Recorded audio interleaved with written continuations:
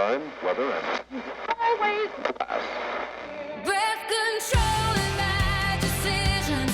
It's our game. With Gen X and Salty J, we'll shout it loud. A celebration of life. Come join the crowd.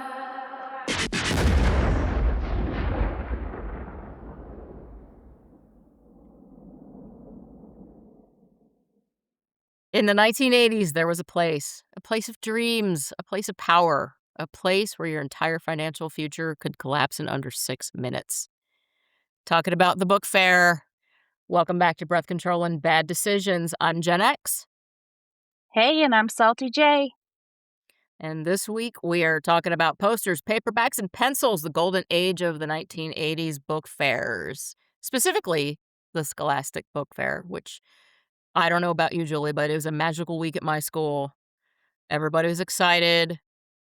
Everybody was happy. Everybody could not wait to get in there. It was like a full-blown childhood casino. Just, I can't wait to get in there and get at those books. And they were, you could, yeah, the scented erasers, the shaped like pizza, and the Flintstones, and Scooby-Doo, and, just now I'm excited about it. I'm excited about it thinking about it just now.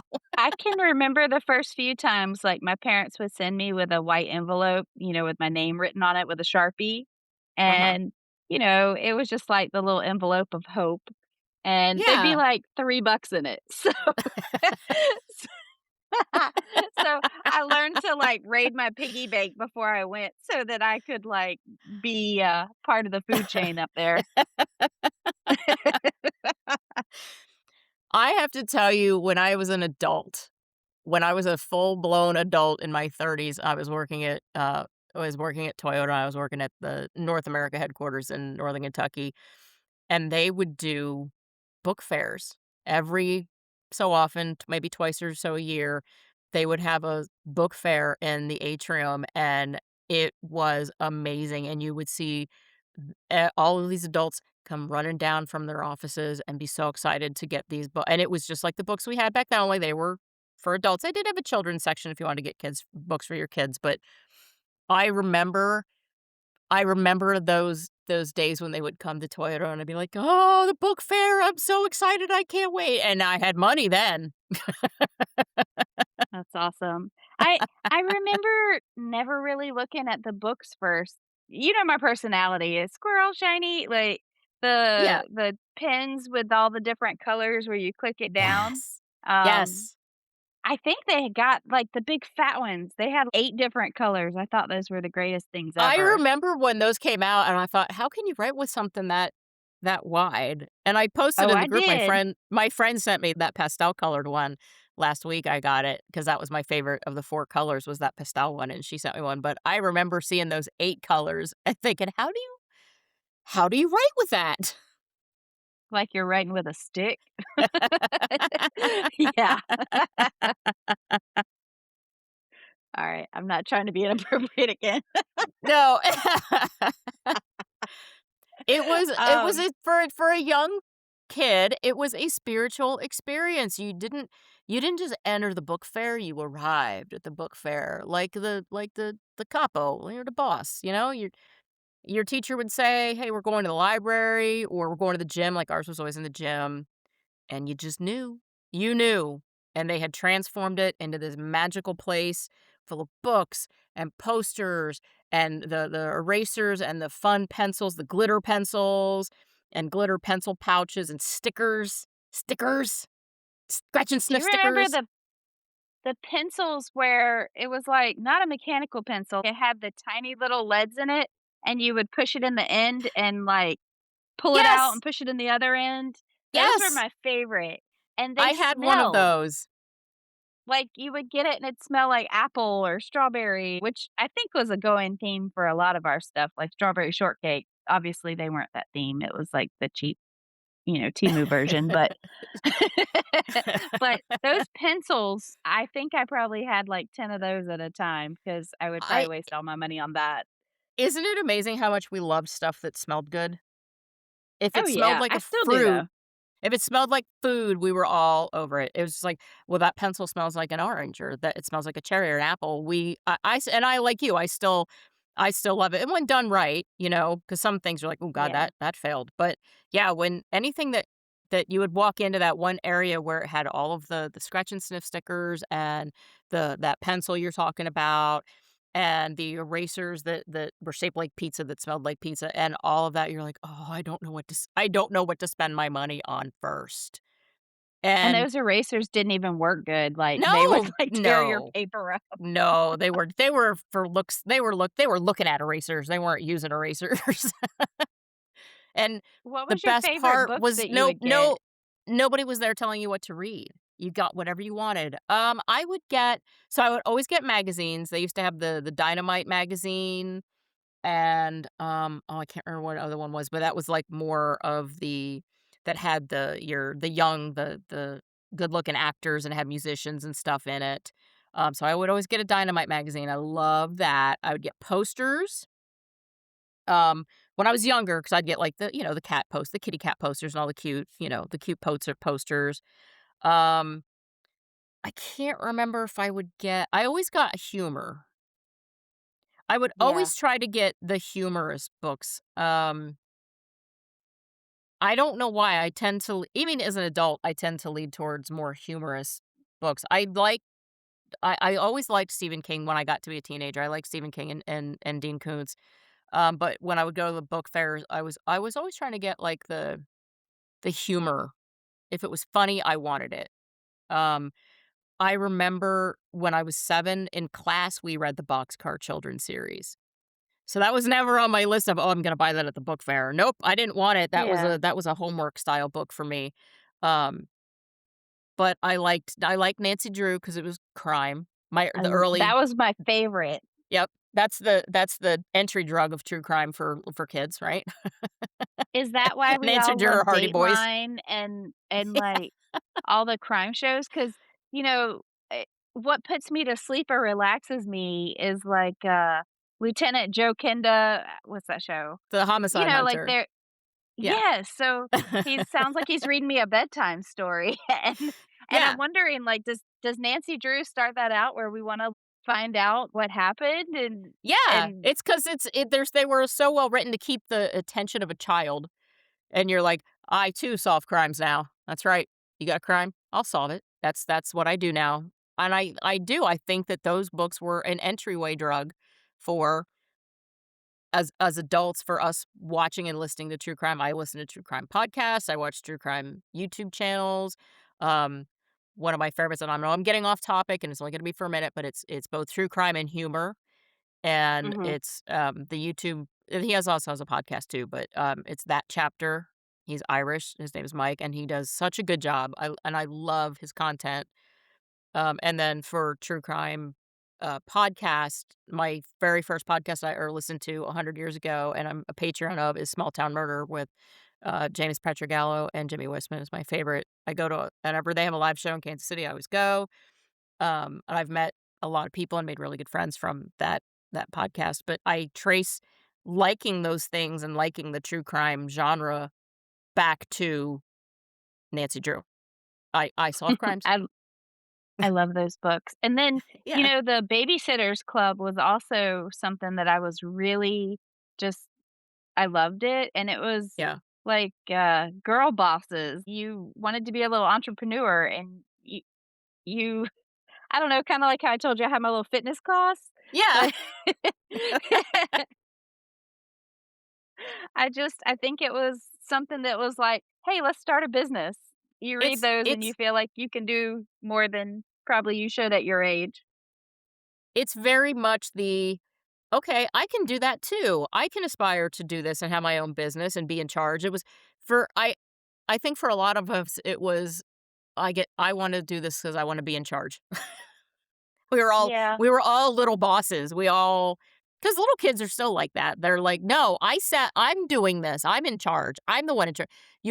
They all have that era of, "I wanna be in charge." And so, books like that kinda did that. It's same with, do you remember the Choose Your Own Adventure books? No.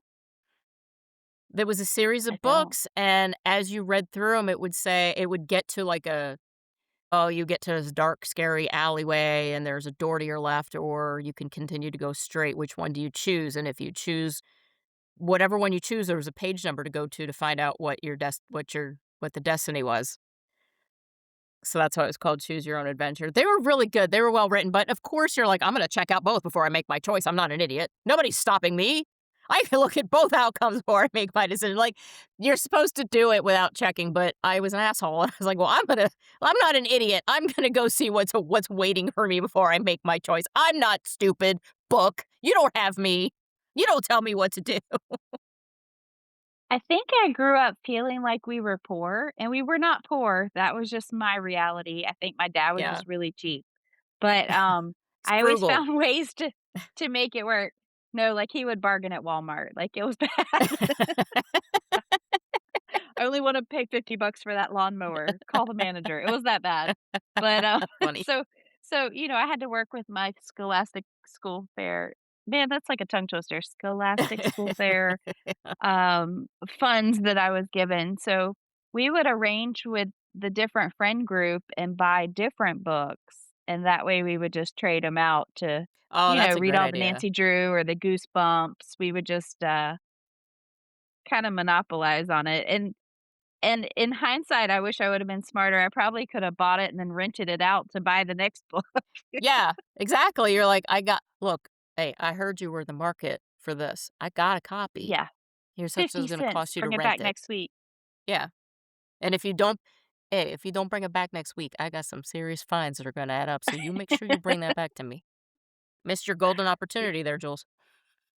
I know. I feel like th this this was the first time I would go shopping without my parents. Like, Yes. I joke now, like, if I go shopping, I kinda like to go by myself without my husband because I say it's like shopping without the it's like hunting without the game warden, you Yeah. know?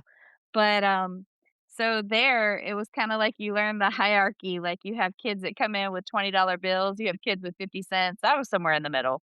But, I was somewhere in the middle too. Yeah.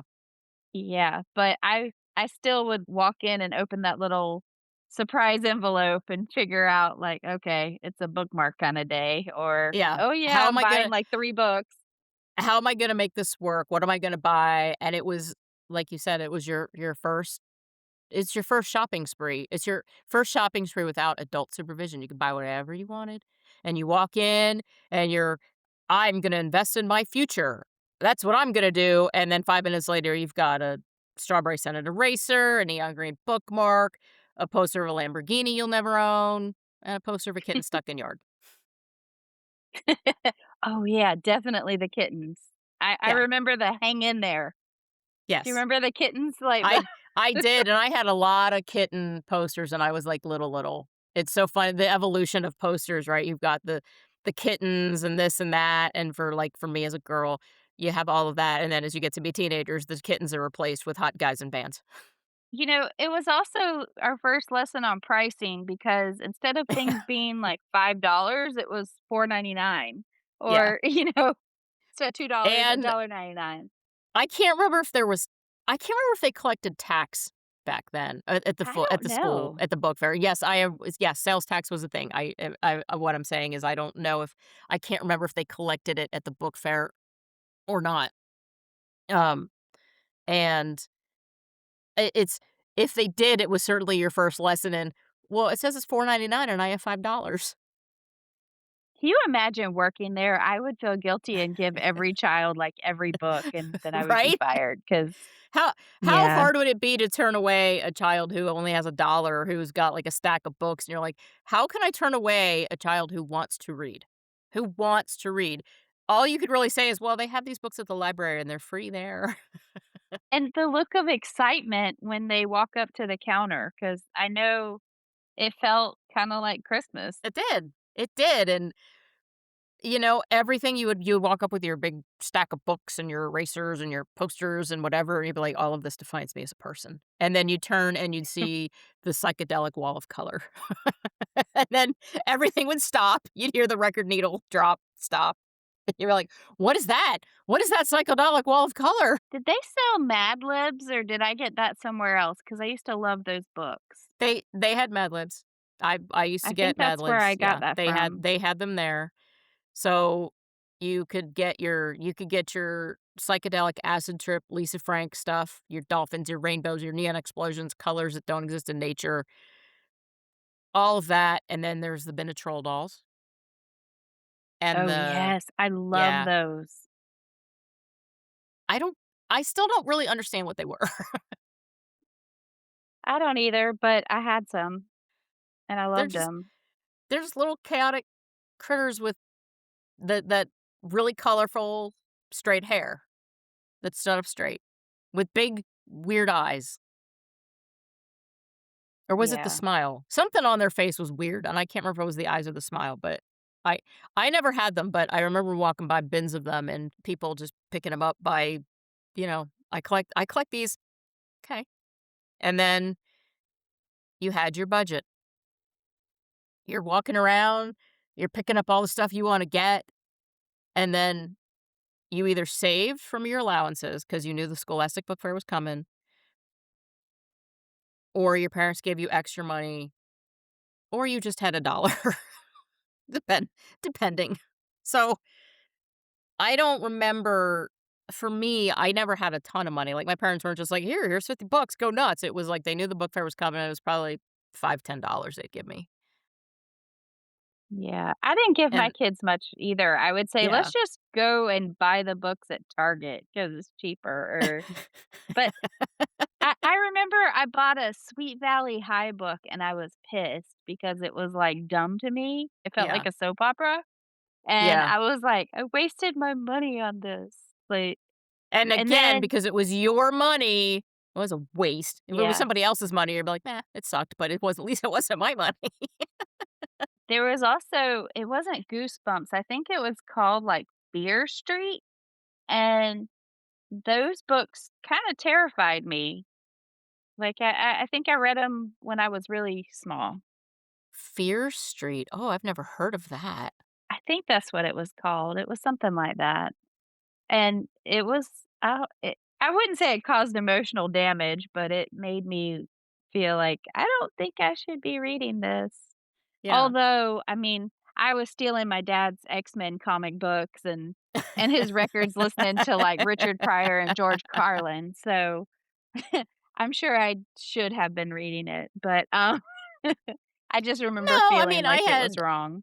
I had those tapes from when I joined the Columbia Book Club or Record Club for a penny, and I got, like, the Eddie Murphy and the Richard Pryor and the George Carlin, and my parents knew I listened to it, but they didn't care because they knew that I wasn't gonna be out, talking like that. They knew that I was listening to, uh, comics, but I always appreciated that they never tried to take that stuff away, but you did feel like you were getting away with something, right? You're reading the X-Men comics, and you're like, "Ooh, Oh, I'm yeah. getting away with something. Totally getting away with something here." And And then I with went your into a job where I studied genetics because I love mutations, because you so like the mutations. yeah, So, see, it does prepare you for your future. it does, kinda like we said why we like crime shows, so Yeah. this It is does kinda for it diving per into yeah, why the are we who origin we are?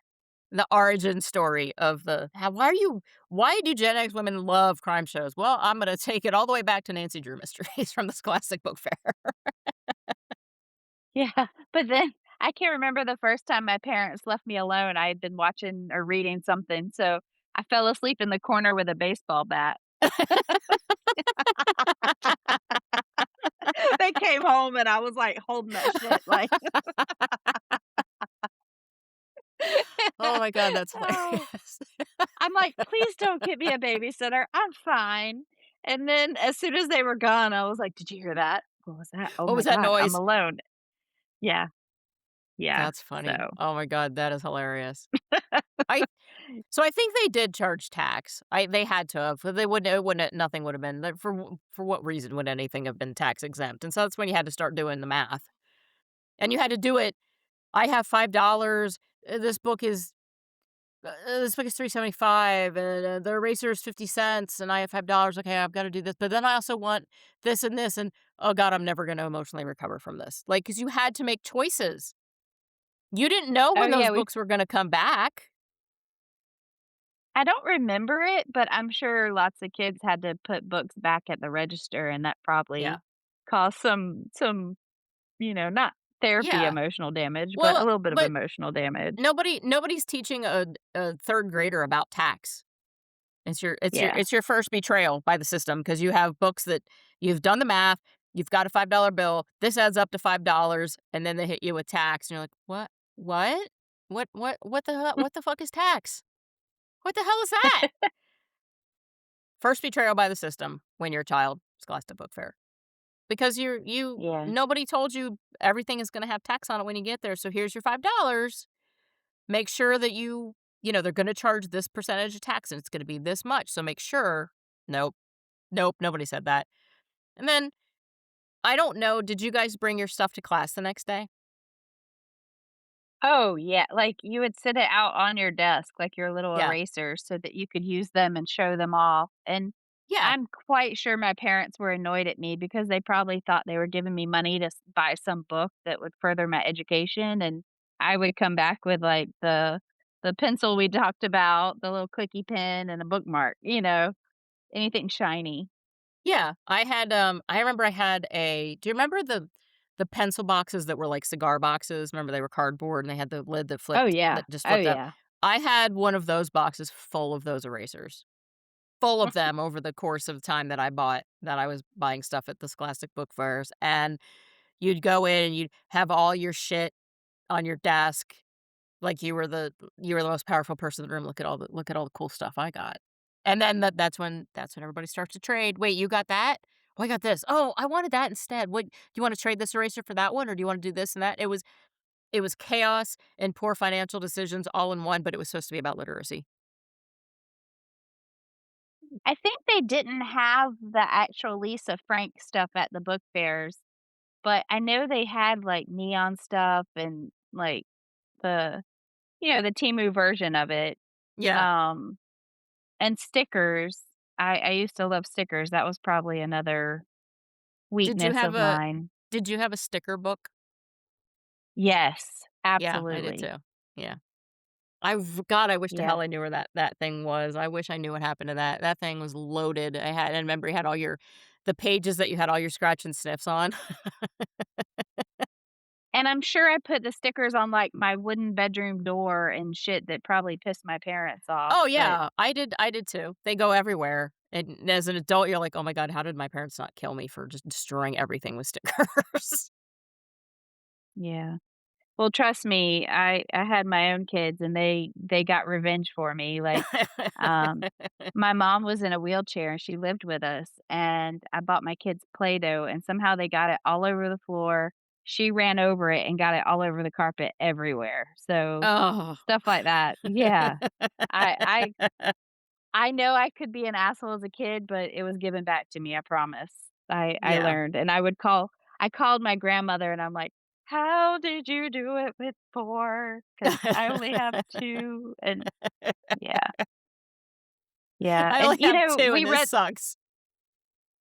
I was getting no sleep for a while there. I worked night shift when I was pregnant, and so when I first had Morgan, she'd stay up all night, and Evan would, sleep, and then it was like switch, so I was just a zombie for at least 6 months, but yeah, and, that's not how books told us it would be, Right. I thought I wanted twins, and there was this book, Sweet Valley High, and it was these twins that had, like, perfect lives, and that was kinda like the kid version of Hallmark movies or how you watch movies and think Yeah. romance should be, it's unrealistic expectations of what life's gonna be about. I mean, of course it is, and but that's why books are an escape. As adults, we know that now. Books are where we go to escape and just have I'm really bad with it because, I get my books on my Kindle, and when I get a book, I don't do anything but read that book. I I I don't like, when we were talking about some books as a kid that we had as kids, and I had said, that one of the first books I remember I got at one of the book fairs was Harriet the Spy, and I really liked it, but I had to re-jog my brain, so I went to the Kindle store and I picked up the first book, and then I picked up the second book, and I spent just 2 days 2 days reading them. I'm like, "Yes, that was worth it." I didn't do anything but read, like, I barely fed myself, and I fed my pets because they have a specific time and they're more important, they have to get fed. That was it.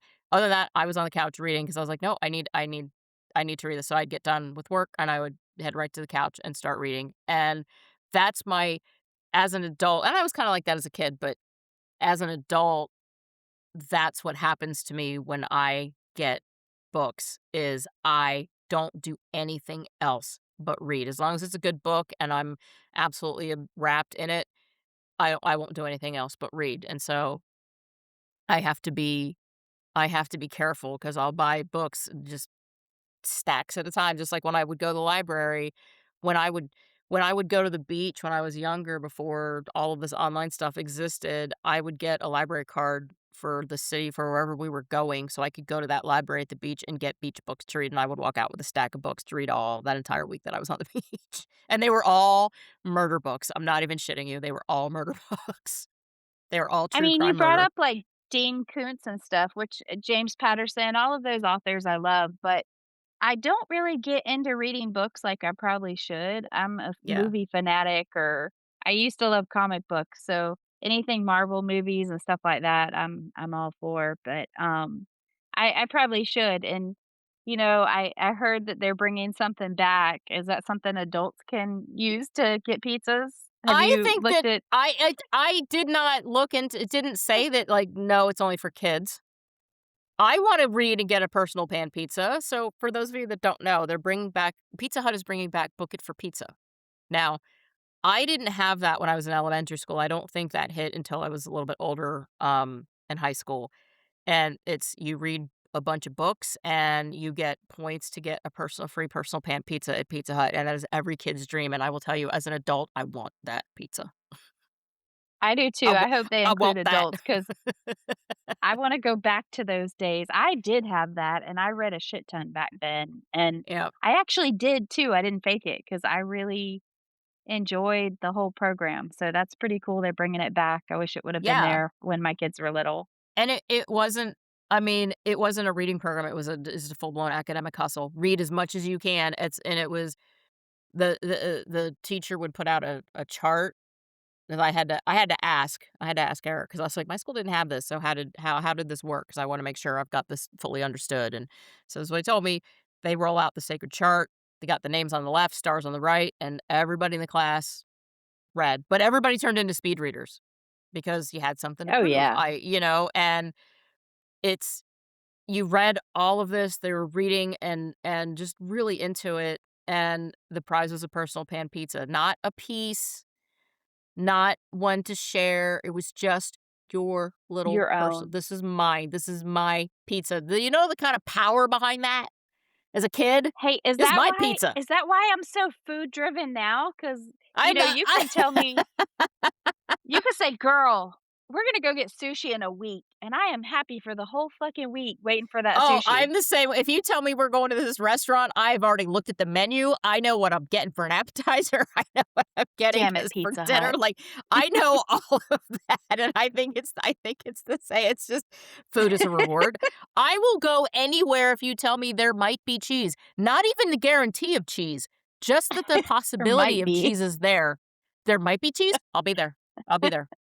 It's not even a Get in my guarantee. Just van. just yes.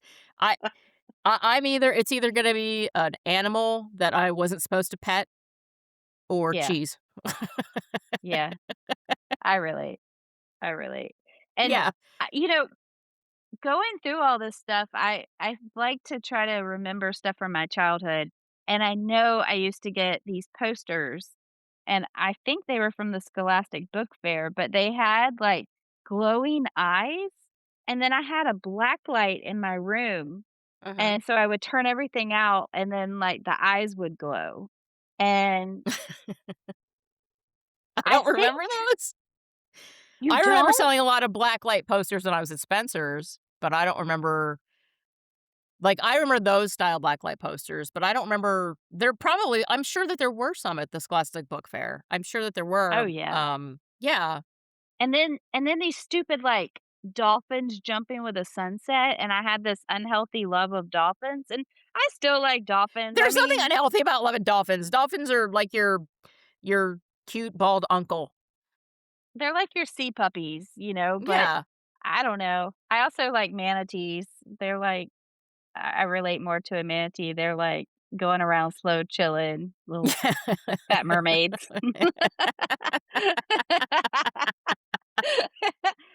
I don't know. But yeah, the dolphins, I remember just loving it. Like there was like jumping dolphins on posters or probably books and stickers too, but Yeah. just remember buying those. And then corporate America came along and ruined all of that stuff to "Let's make a motivational poster." No, nobody's motivated by a poster, fuck off. Nobody is I motivated to think I work did buy the kitten. because you put up a poster, but as children, it's different, but adults, you can't slap a poster up and put words on it and have them be like, "Yeah, let's do this." You're like, "No, fuck off, sir." Oh, it's like that. Well, everybody did it back then. The live life love or life love whatever.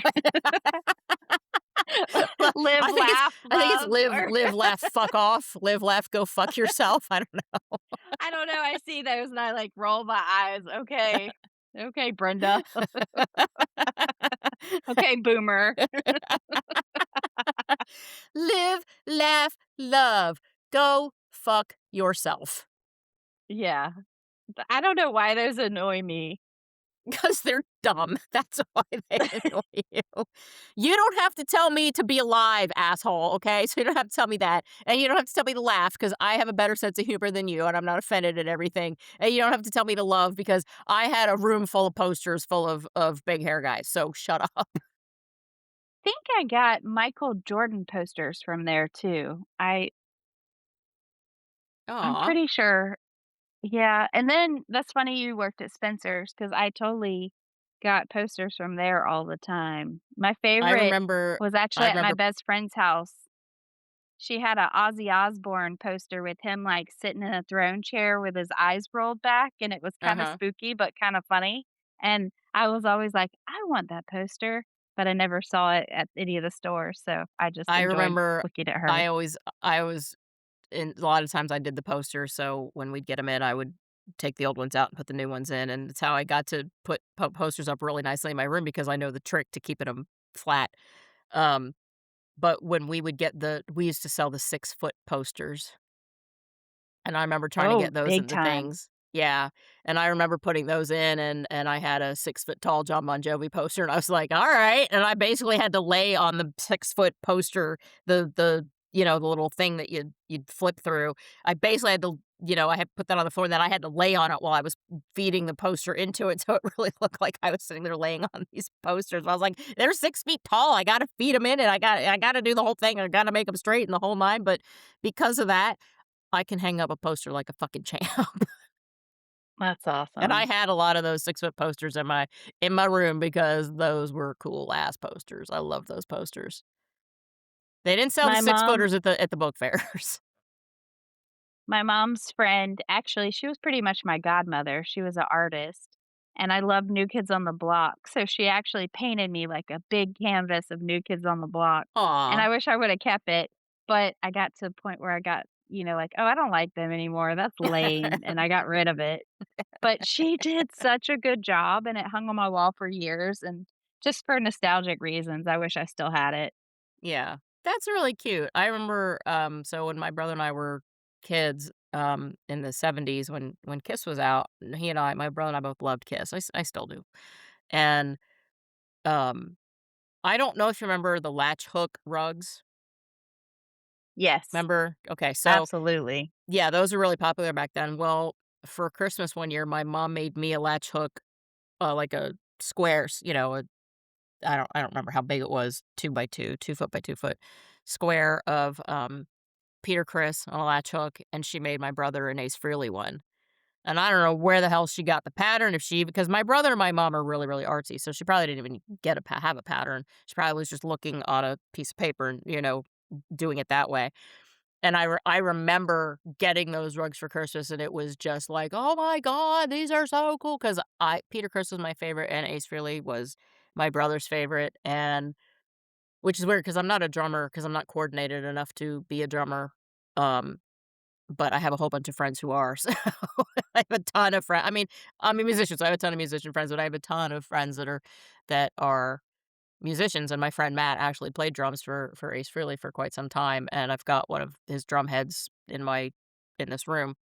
But I remember getting those latch hook rugs, and it was like, "Oh my god, like, this is amazing. This is an amazing piece of art." It was so cool. So I feel that New Kids on the Block, that somebody made that for you. When somebody makes you something, it's so cool. When somebody makes you something that's so personal, right? They take that interest, and it's so personal. It's so important, and you feel as you get older, you're like, "Well, I don't like New Kids on the Block anymore. I'm better than this." Because 'Cause you're a kid, you don't know any better. You don't make that connection. Well, somebody really put some time into this for you. I don't care. I don't like them anymore. I bet I'm so much better than this New Kids on the Block. I mean, I was obsessed with them, and then all of a sudden I was like, "Yeah, no." I went to 2 concerts. We talked My friend Kelly, she talked her grandma into taking us to Albany, Georgia. Who knew that anybody would wanna go there for a concert? But we went, and yeah, I really thought that I was gonna marry Joey McIntyre or Marky Mark. Yeah. He was, like, their headliner. The Marky Mark and the Funky Bunch was, like, the pre-show, but yeah, thank goodness we grow up. Yeah, but Those boys didn't age well. every every girl who likes that, they all think they're gonna grow up and marry, whoever in this band. I'm gonna date that person. I'm gonna meet this person. And then when you do meet him, like, I met him a lot when I was a lot older, just because our paths would cross with the people that I know, and I would meet 'em, and I was like, they're really cool." Like, I have a picture that I have of Kip Winger and I after we played a show in Nashville at I think it was at the Exit Inn, which was a really cool bar, but it does not exist anymore, and we came off stage, and he was in the audience. I didn't know it, but he was standing in front of us, and my friend, one of my guitar players was like, "That's Kip Winger standing in front of us." I'm like, "It's what? It's who? What? I what? Who?" And, I just kinda walked next to him, and I did the little peek around to see that. I was like, "Oh my god, it is," and I got to talk to him and, introduce myself, and he said that we were really good, and he shook my hand, and I remember thinking how soft I'm like, "His hands are so soft, oh my god." And I got a really nice picture with him, and then the next night, we were playing at the Mercy Lounge, and we were coming out of the green room, and he was there. He was standing right outside of the green room, like, right as you walk out, he was right there, and I walked out, and I saw him, and I turned, and I was like, "Well, now this is embarrassing for you. You're clearly stalking me."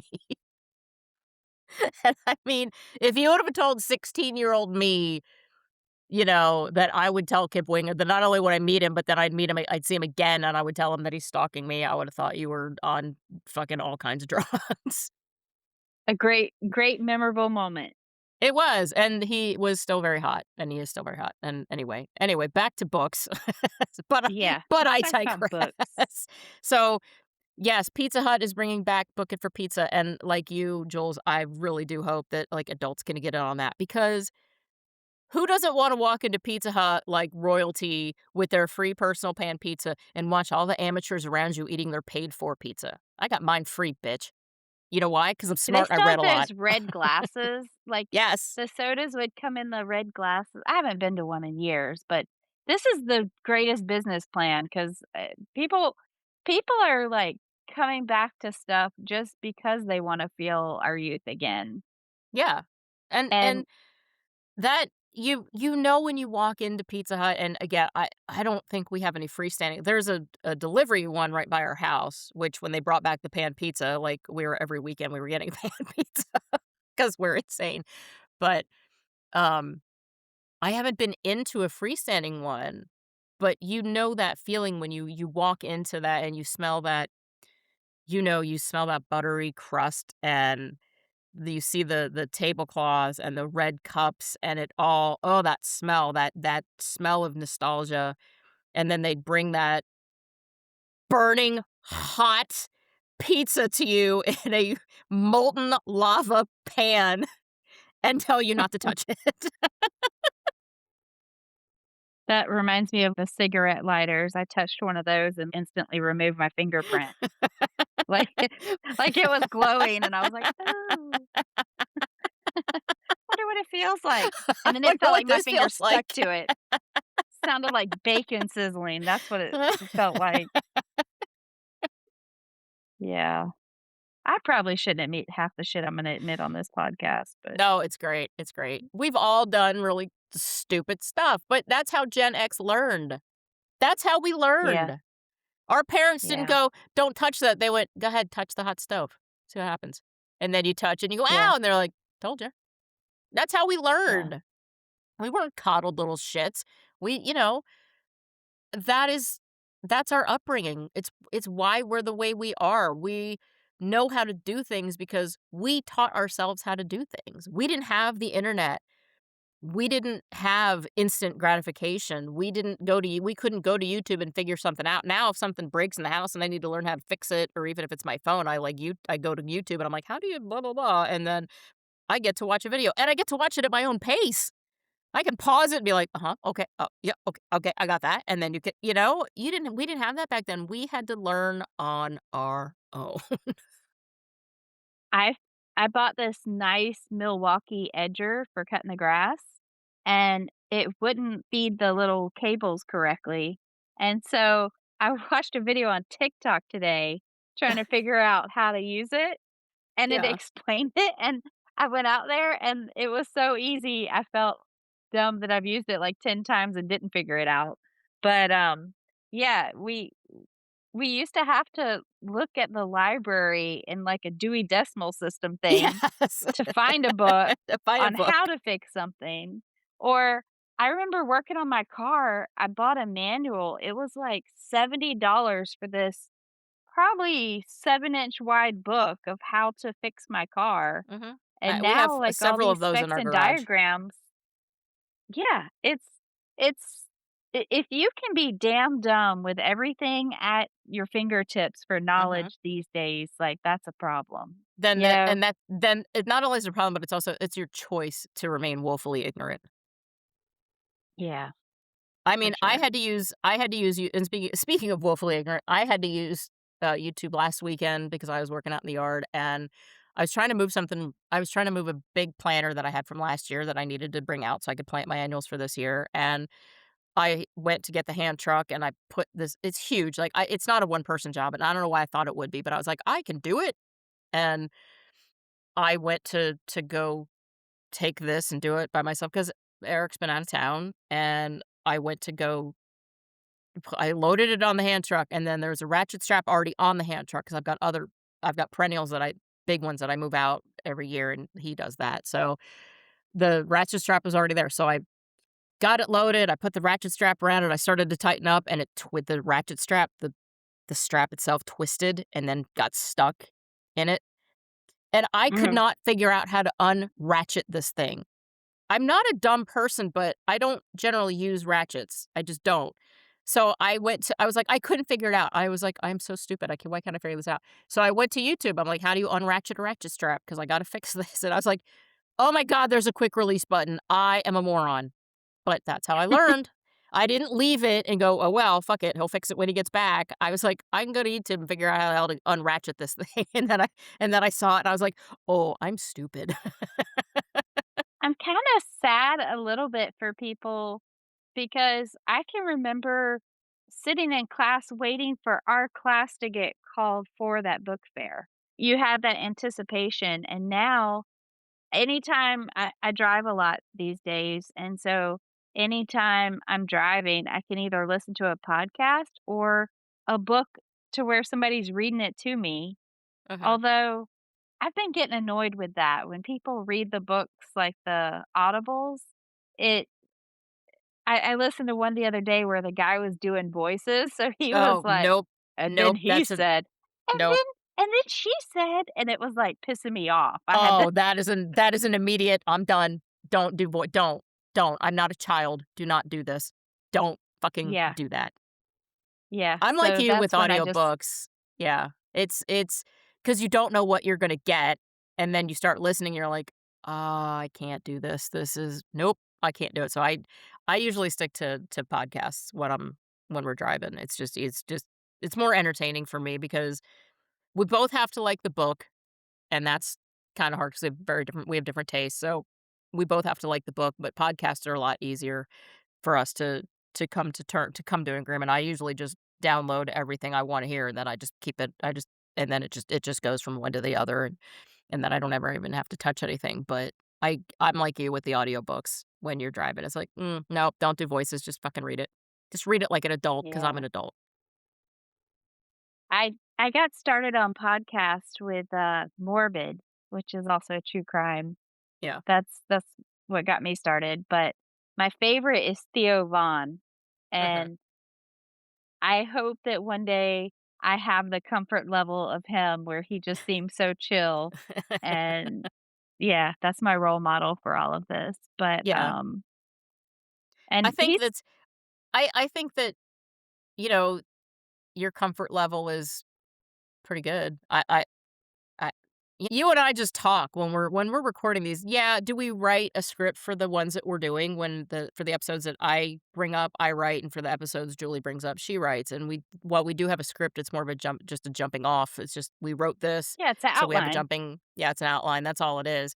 But the comfort level really is just when we get on and we start talking, we're just talking to each other. We're looking at Yeah. each other and we're just talking. We don't even we know we're recording, but we're just talking like two friends because that's what it is. That's really all this is. It's just two friends going down a nostalgia road, I and I think like your that comfort we level has have really come up. different.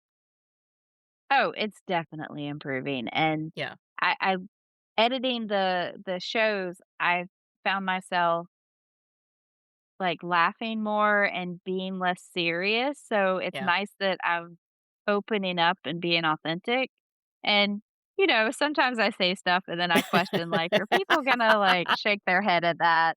But it's me, Yeah, but and the other people have the same embarrassing crushes or the same embarrassing experiences, and it's nice to know that somebody shares that. Like, I posted a meme yesterday on my page that it was about embarrassing things that you didn't know other people did until the dawn of social media and memes, and it was my brain was just I will sometimes blow on ice cream, and it's true because I will do that. Sometimes I'll just blow on ice cream before I put it in my mouth, and I have no idea why, and then it was like, "Your brain.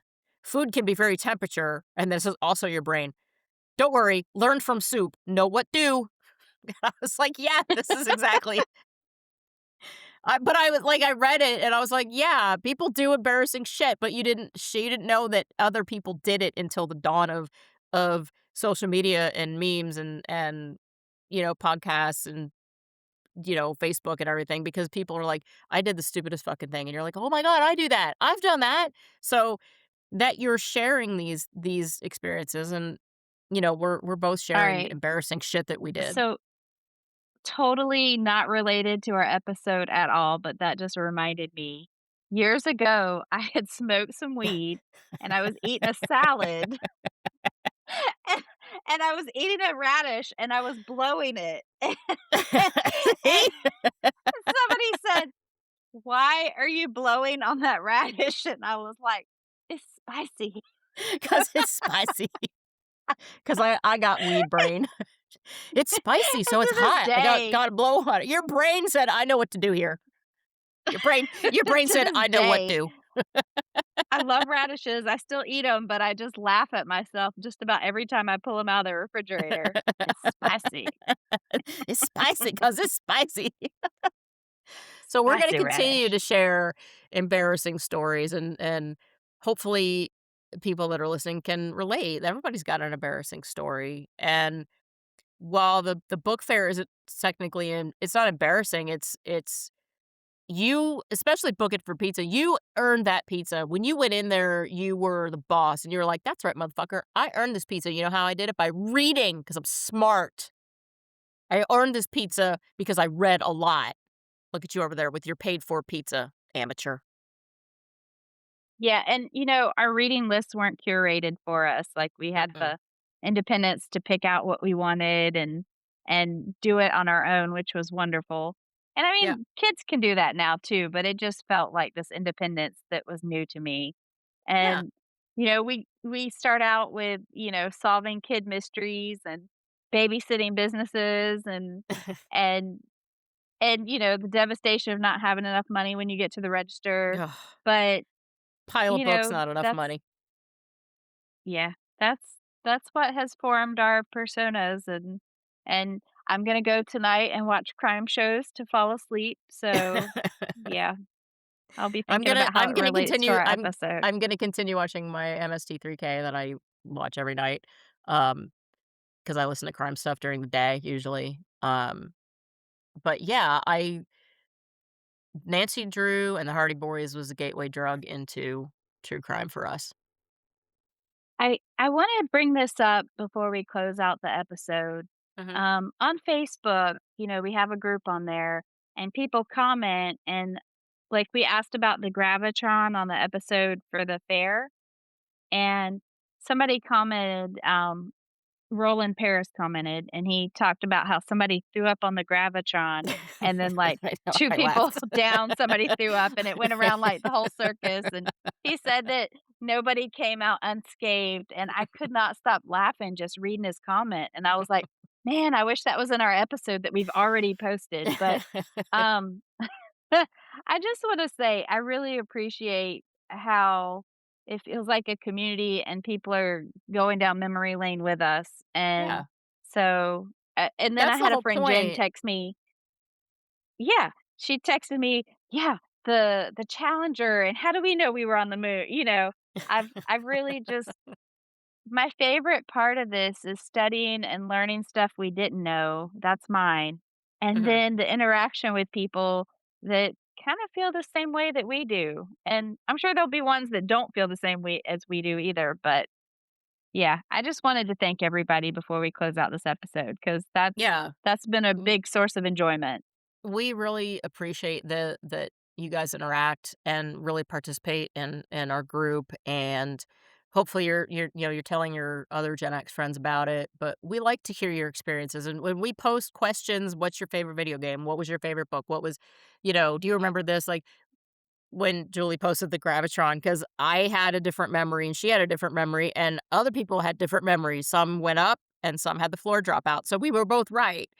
But that's what I mean, it's other people going, "Oh, yeah, I remember, and it did this," and, "Oh, here's the experience that I had on it," and that's the best part because we know that when you guys are listening, your brains are going, "Oh, I remember this one part," or, "I remember this, and this happened," and we want you to post that, we want you to share that because we're all in this Gen X together.